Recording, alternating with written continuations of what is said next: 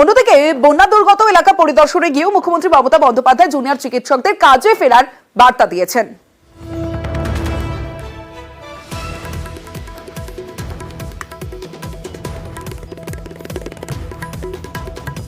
চিকিৎসকদেরও বলবো, এই জল কমে গেলে সাপেরাও আশ্রয় নিয়েছে ডাঙায়।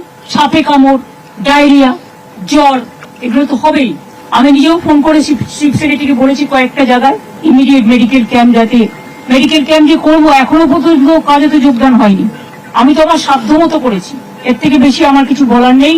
আমি আশা করি let the good sense prevail, কারণ বন্যায় মানুষ আক্রান্ত, মানুষের প্রাণ বাঁচানো আমাদের এখন সবচেয়ে বড় কাজ।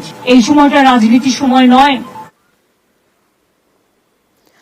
দুর্নীতির পাশাপাশি ধর্ষণ খুনের ঘটনায় গ্রেফতার সন্দীপ ঘোষ। এবার সন্দীপ ঘোষের রেজিস্ট্রেশন বাতিল। আজ থেকে আর চিকিৎসক নন এই সন্দীপ ঘোষ। আরো একবার আপনাদের জানিয়ে রাখি, সন্দীপ ঘোষের রেজিস্ট্রেশন বাতিল।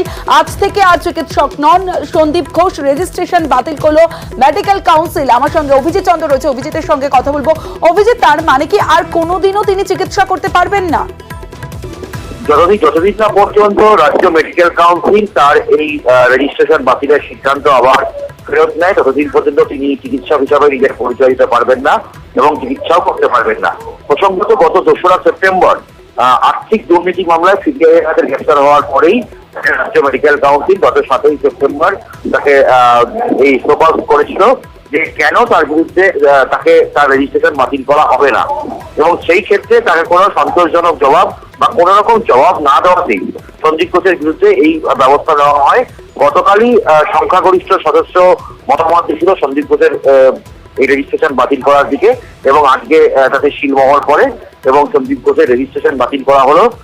মেডিকেল কাউন্সিলের রেজিস্ট্রার থেকে তার নাম মুছে দেওয়া হলো।